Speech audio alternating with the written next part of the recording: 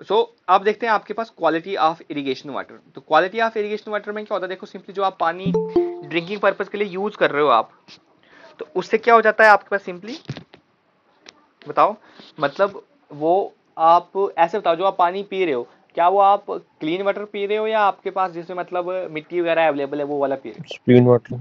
बिल्कुल। तो अब आप जो फील्ड में दोगे पानी, तो वो अच्छा दोगे या मतलब कोई भी पानी चल जाएगा आपका? अच्छा। बिल्कुल। तो उसी के लिए आपको ये रिक्वायरमेंट होती है क्वालिटी ऑफ इरिगेशन वाटर पढ़ने की। देखो सबसे पहले मैंने सस्पेंडेड सॉलिड, तो सस्पेंडेड सॉलिड का मैंने आपको सॉइल मैचुरेशन में बता दिया कि अगर फाइन सेडिमेंट्स हैं आपके पास, तो उससे क्या होगी, फर्टिलिटी इंक्रीज होगी या डिक्रीज होगी? इंक्रीज ही होगी ना आपके पास, क्योंकि उनकी वाटर होल्डिंग कैपेसिटी क्या होगी, ज्यादा। अब वाटर अच्छा। इजिली एक्सट्रैक्ट कर रहे हैं आपके पास, तो फर्टिलिटी क्या हो गई, ज्यादा। इंप्रूव। अगर कोर सेडिमेंट आएंगे तो डिक्रीज होगी। डिक्रीज होगी। ये याद रखना कि जो फाइन सेडिमेंट होते हैं इनको हम इरोड कराते हैं आपके पास सेडिमेंट्री रॉक से, और जो कोर्स होता है इनको हम इरोड करवाते हैं इग्निस रॉक से। ठीक है। और फाइन सेडिमेंट में नाइट्रोजन फास्फोरस सल्फर की कंसेंट्रेशन थोड़ी ज्यादा होती है, कोर्स में कम होती है। बस इतना याद रखना आपको सस्पेंडेड सॉलिड के बारे में। तो बताओ, अगर सस्पेंडेड सॉलिड आपके पास फाइन सेडिमेंट है, तो क्या आपके पास जो सॉइल की फर्टिलिटी है वो इंप्रूव होगी या डिक्रीज होगी? बताओ। फिर से पूछना। मैं पूछ रहा हूँ आपको कि अगर आपके पास फाइन सेडिमेंट अवेलेबल है वाटर में, तो आपके इम्प्रूव। पास फर्टिलिटी इंप्रूव होगी। ठीक है। कोर सेडिमेंट में क्या हो जाएगा आपके पास? डिक्रीज हो जाएगी। अब देखो कोर सेडिमेंट ऐसे मान लो आपके पास कोई लकड़ियां आ रही हैं, कोई चीज क्या आ रही है, तो उसमें मतलब नहीं हो पाएगी ना ग्रोथ। सो वो पर्पज आता है फर्स्ट सेडिमेंट सस्पेंडेड सॉलिड का। देन सेकंड आता है total concentration of soluble salt. देखो इसका भी मैं आपको एक लॉजिक बताता हूँ। देखो रिवीजन जो है ना आपके पास, वो लॉजिक से ही करनी है हमने, ऐसे मतलब रट्टा नहीं मारना आपके पास। तो ये मान लो आपके पास क्या है, एक बहुत अच्छा सा कोई, अच्छा नहीं बना, प्लांट है आपके पास। ठीक है, ठीक है, इस तरह से प्लांट मान लो इसको। तो ये इसके हैं रूट्स, थोड़े ज़्यादा बड़े बड़े बन गए, कोई इशू नहीं है। इस तरह से मान लो इसके रूट्स हैं आपके पास, ठीक है। अब देखो एक्चुअली होता क्या, आपका जो सॉइल है ना आपके पास, मतलब ये जो सॉइल है आपके पास, तो इसमें आपके पास सॉल्ट्स की कंसंट्रेशन होती है ज़्यादा। सॉल्ट की कंसंट्रेशन की होती है आपके पास ज़्यादा, और वाटर जो होता है वो होता है आपके पास कम। अब आपने किसी ने बॉटनी वगैरह पढ़ रखी है, ऑस्मोटिक प्रेशर एक टर्म आ जाती है आपके पास। तो जो ऑस्मोटिक प्रेशर वगैरह चीज है ना आपके पास, तो वो बोलती है आपके पास जो ये रूट्स होती है ना, मतलब फिफ्थ सिक्स या एट नाइन्थ में भी पढ़ रखा होगा कि जो रूट्स होती है प्लांट की, वो क्या होती है आपके पास, सेमी परमिएबल होती है आपके पास। पढ़ा है ना किसी ने, PER। अमित शर्मा आपको तो पता होगा। ठीक है। तो रूट्स क्या होती है आपके पास, सेमी परमिएबल होती है आपके पास। तो मैंने क्या बताया आपके पास, जो सॉइल है आपके पास नॉर्मली, तो उसमें आपके पास सॉइल्स की कंसंट्रेशन है ज्यादा और वाटर की कंसंट्रेशन है कम। अब जो रूट्स हैं आपके पास प्लांट्स की, वो क्या है, सेमी परमिएबल है। अब रूट्स के, जो रूट्स में सॉइल अवेलेबल है, यहाँ पे आपके पास सॉल्ट्स की कंसंट्रेशन होती है कम और वाटर की कंसंट्रेशन होती है ज्यादा।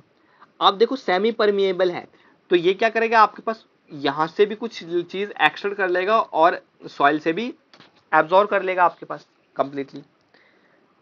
तो होगा क्या, देखो सॉइल में सॉल्ट की कंसंट्रेशन ज्यादा है, यहाँ पे वाटर, तो जो इससे ज्यादा है ये वही तो लूज करेगा ना आपके पास। अगर आपके पास मान लो कोई चीज ज्यादा है, तभी तो आप किसी को दे पाओगे, वो अगर है ही नहीं तो क्या दोगे आगे बंदे को।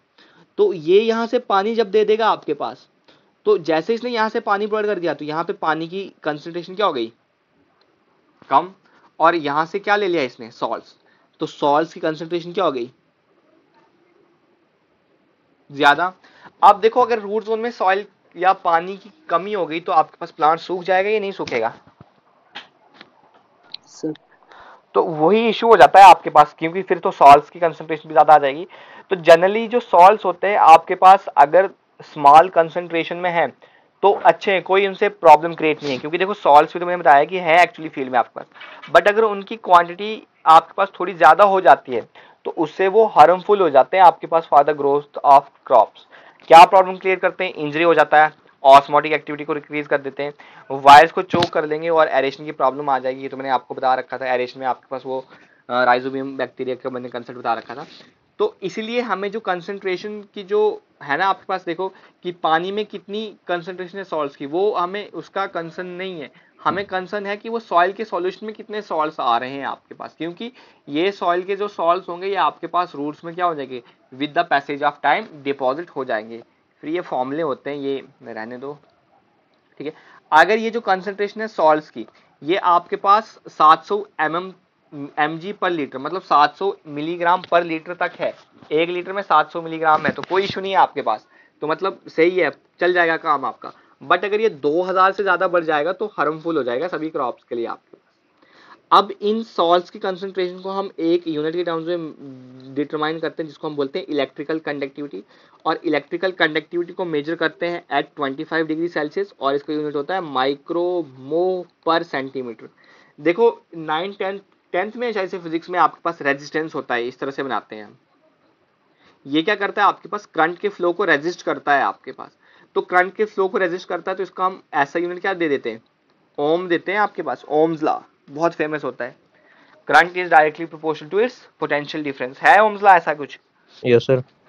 तो ओम आ जाता है, तो रेजिस्टेंस का ओम आ रहा है, तो कंडक्टिविटी का क्या आ जाएगा, ओम का रेसिप्रोकल, तो मतलब मोह आ गया आपके पास, माइक्रो अगर 10⁻⁻6 आ जाता है आपके पास, अगर मीटर में चेंज करना है तो पर सेंटीमीटर, ठीक है। तो इसमें आप मेजर करोगे, तो इसके अकॉर्डिंग आपके पास आप पानी को 4 टाइप्स में क्लासीफाई करोगे, कहां से कहां तक, अगर मतलब 250 से कम है तो उसको क्या बोलते हैं हम,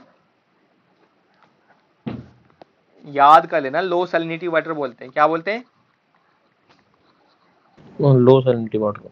देखो ये टेबल बना रखा है कितना अच्छा है, इसको हम तो C1 से स्क्रीनशॉट भी लें कर दूसरे लेंगे, के लिए। ये पीडीएफ भेज दूंगा मैं। अगर 250 से मतलब ये मान लो less than, generally less than 250 ही है आपके पास, 250 से 750 मीडियम, 750 से 2250 हाई, और 2250 से ज़्यादा तो वेरी हाई। तो इसको याद करने का ये तरीका बताया था मैंने, 250 से उसको 3 से मल्टीप्लाई करते जाओ तो नेक्स्ट लेवल आती जाएगी आपका, ठीक है। आप अगर आपको इसको एक डिटेल में टेबल और पढ़ना, है सर। हाँ वो आगे बताऊंगा, तो आप इसका देख सकते हो सिंपली। अब देखो इन सॉल्ट्स को रिमूव करने के प्रोसेस को क्या बोलते हैं, लीचिंग, टीचिंग। आगे और डिटेल में पढ़ लेंगे आपका। पिछली बार आपके एग्जाम को क्वेश्चन था कि कौन से प्रोसेस से हम क्या करते हैं, आपके पास जो सॉल्ट्स अवेलेबल होते हैं आपके पास सॉइल में, उसको क्या करते हैं, एक तो रिमूव ड्रेन ऑफ करवा देते हैं, या वापिस उसको हम जो ग्राउंड वाटर लेवल है वहां तक उसको पढ़ देते हैं।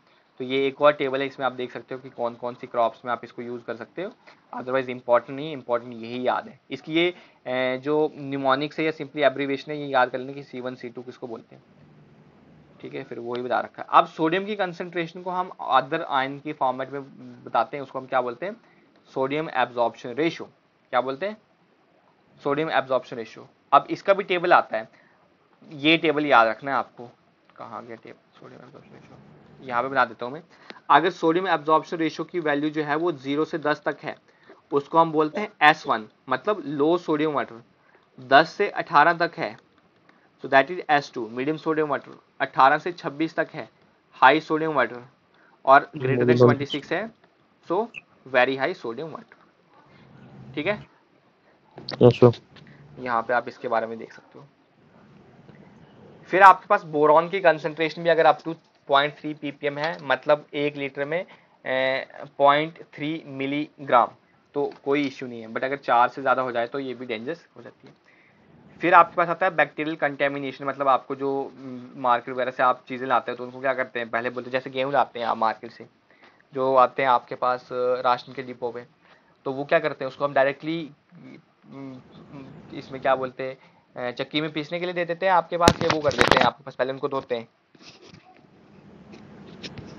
धोते हैं ना, ताकि उसमें जो सॉल्ट्स वगैरह हमने पेस्टिसाइड्स वगैरह ऐड कर रखे हैं वो रिमूव हो जाए आपके पास, ठीक है।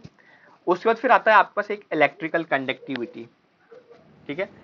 तो इलेक्ट्रिकल कंडक्टिविटी बोल सकते हो, और ESP आता है, ESP होता है आपके पास एक्सचेंजेबल सोडियम परसेंटेज, सो एक्सचेंजेबल सोडियम परसेंटेज, ये आप याद रख लेना फुल फॉर्म ESP की, एक्सचेंजेबल सोडियम परसेंटेज। अब इसका भी एक फॉर्मूला होता है, बट मैं फॉर्मूले वगैरह नहीं बताऊंगा आपको, उतना इंपॉर्टेंट है बनता नहीं वो, ठीक है। ESP आ गया एक्सचेंजेबल सोडियम परसेंटेज। अब देखो यहाँ पे 3 टाइप्स के सॉइल को क्लासीफाई करते हो, देखो exchangeable sodium percentage, electrical conductivity. अगर सॉल्ट्स की कंसेंट्रेशन इंक्रीज होगा तो आपके पास सैलिनिटी क्या होगी, इंक्रीज होगी। तो अब देखो ग्रेटर देन अगर 4000 से इलेक्ट्रिकल कंडक्टिविटी आ गया, और ESP आ गया लेस देन 15, और pH भी आ गया लेस देन 8.5, तो आपके पास आ जाती है सलाइन साइड।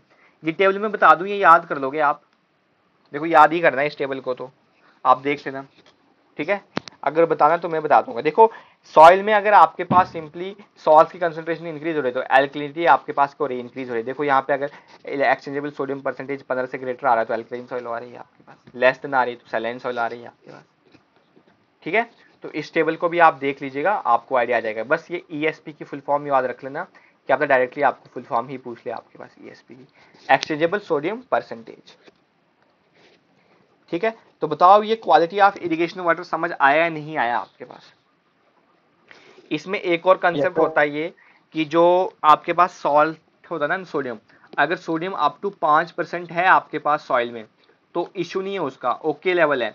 बट अगर 10% से ज्यादा हो जाता है तो उससे क्या होता है आपके पास सॉइल की पीएच बढ़ा देगा, परमेबिलिटी को कम कर देगा, प्लास्टिसिटी बना देगा, मतलब जब गीली हो जाएगी तो स्टिकी स्टिकी सी बनेगी, और सिंपली जब वो सूखा पड़ जाएगा तो दरारें आपके पास सॉइल में आ जाएंगी। वो किसकी वजह से आ जाती है, आपकी जो सॉइल है उसमें सोडियम की परसेंटेज क्या हो रही है, बहुत ज्यादा ड्रास्टिकली इंक्रीज हो रही है। ये आ जाता है आपके पास किसका, सिंपली सॉइल मॉइस्चर, सॉरी जो क्वालिटी है इरिगेशन वाटर का। तो क्वालिटी ऑफ इरिगेशन वाटर में किसी को कोई प्रॉब्लम बताओ।